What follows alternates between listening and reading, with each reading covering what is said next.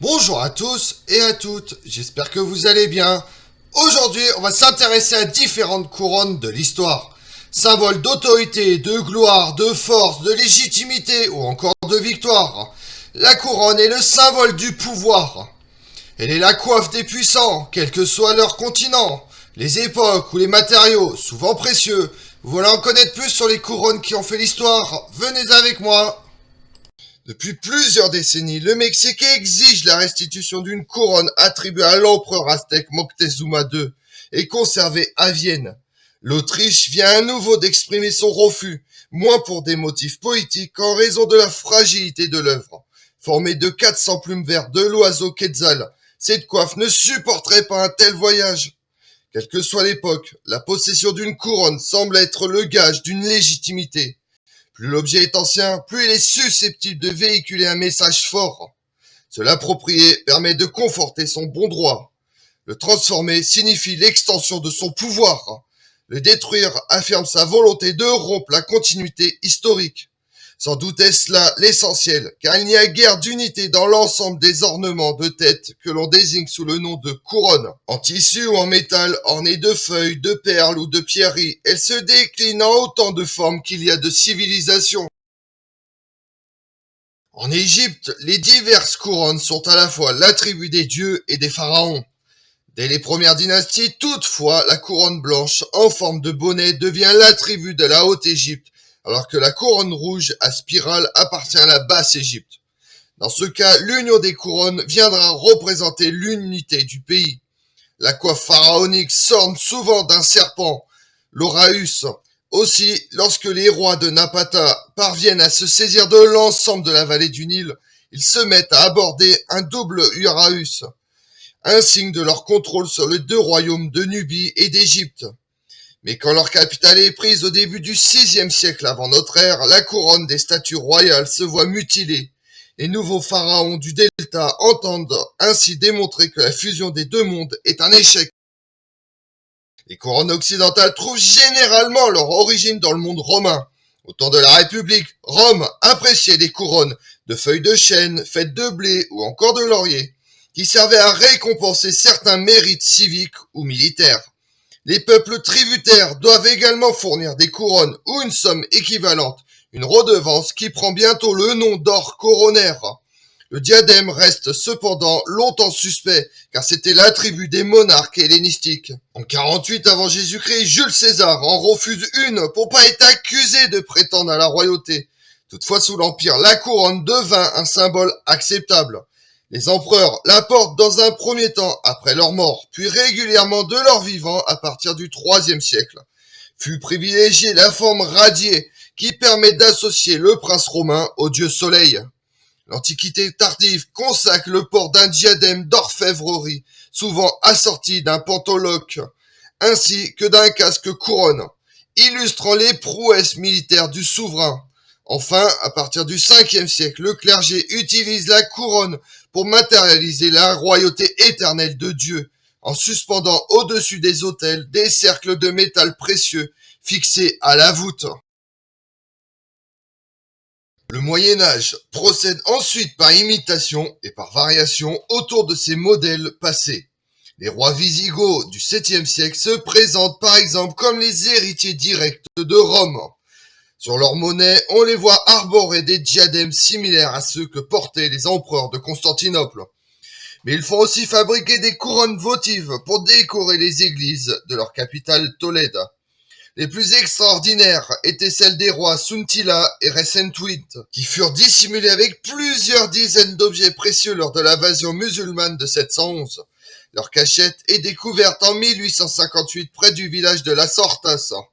Certains éléments sont alors fondus, d'autres achetés par la France. La couronne de Suntila, l'une des plus belles, est installée au palais royal de Madrid, d'où elle disparaît en 1921 à l'issue d'un cambriolage. Arrivé au pouvoir, le général Francisco Franco n'entend pas laisser échapper ce qui reste du trésor. Mais le sujet est des plus sensibles. Le meilleur spécialiste du monde visigothique s'appelle Claudio Sanchez Albornoz. Or, cet universitaire fuit le régime franquiste à la suite de la guerre civile espagnole. Il part pour l'Argentine où il deviendra le président de la République espagnole en exil. En 1941, Franco négocie un échange d'œuvres d'art avec le maréchal Pétain en signe de bonne entente et récupère plusieurs couronnes, dont celle de Recentwint, qui revient ainsi triomphalement en Espagne. Tous les peuples médiévaux ne reprennent pas immédiatement l'usage du port de la couronne.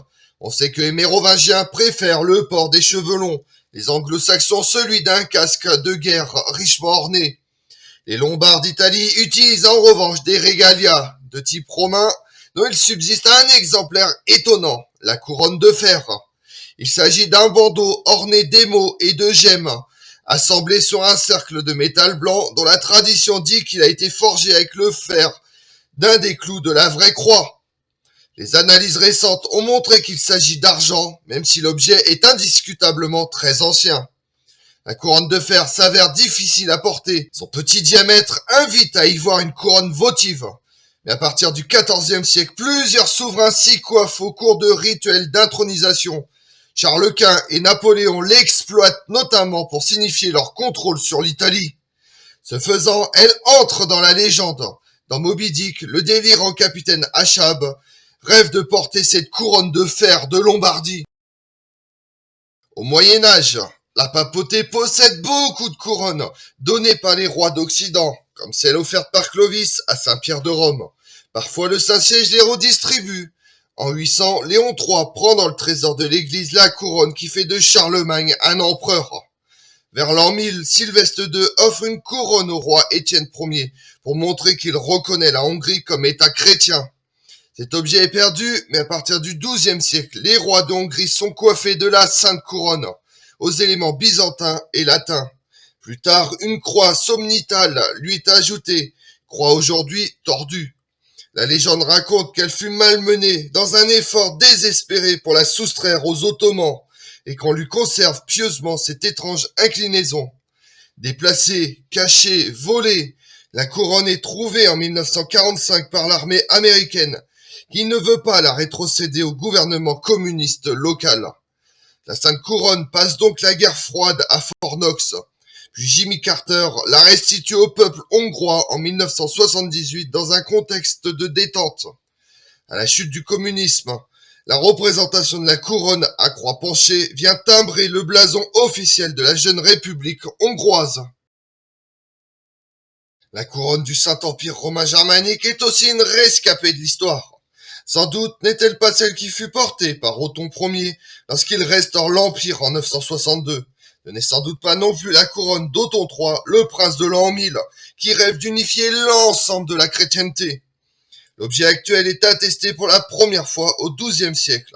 La richesse de son ornementation suscite alors l'admiration de tous, notamment une mystérieuse pierre précieuse nommée l'Orphanus, car elle était à nul autre pareil. Ce joyau disparu oscillait entre le blanc et le rouge vif et symbolisait les vertus de l'Empire. La couronne du Saint-Empire survit au grand interrègne et au début du XVIe siècle, elle est conservée à Nuremberg. On la voit désormais comme un trésor carolingien. Pour orner la pièce qui l'abrite, Albrecht Dürer représente Charlemagne coiffé de cet attribut.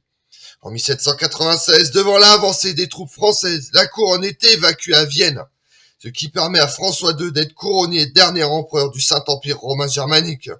Une fois passé l'épisode napoléonien, les monarques autrichiens s'en estiment légitimes propriétaires, à la grande colère de l'Allemagne naissante, qui aurait volontiers récupéré l'objet.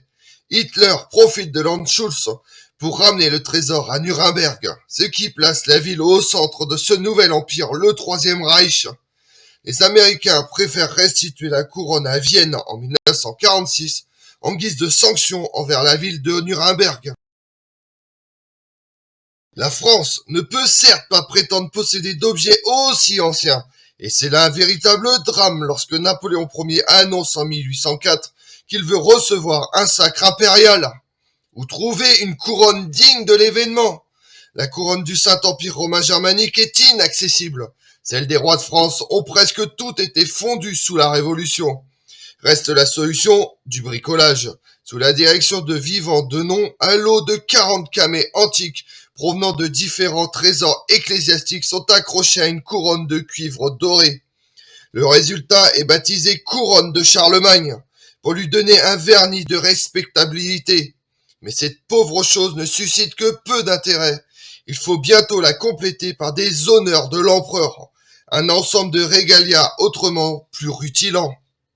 Paradoxalement, la fausse attribution à Charlemagne sauve l'objet sous la Restauration. Alors que les honneurs de l'empereur sont envoyés à la fonte en 1819, la couronne de Camée fut supposée ancienne. Elle servit donc aux funérailles de Louis XVIII, au sacre de Charles X et à la présentation de serments de Louis-Philippe. Falsification devenue objet de fascination, elle dort désormais dans une vitrine au Louvre.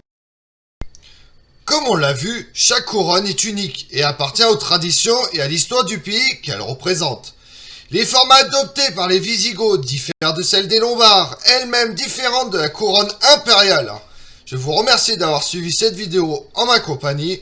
Si vous voulez connaître mes autres vidéos, retrouvez-moi sur ma chaîne YouTube Tout sur l'Histoire avec Damien et sur les réseaux sociaux Twitter et Instagram Histoire Damien, et pensez à liker, commenter et vous abonner. Je vous remercie à tous.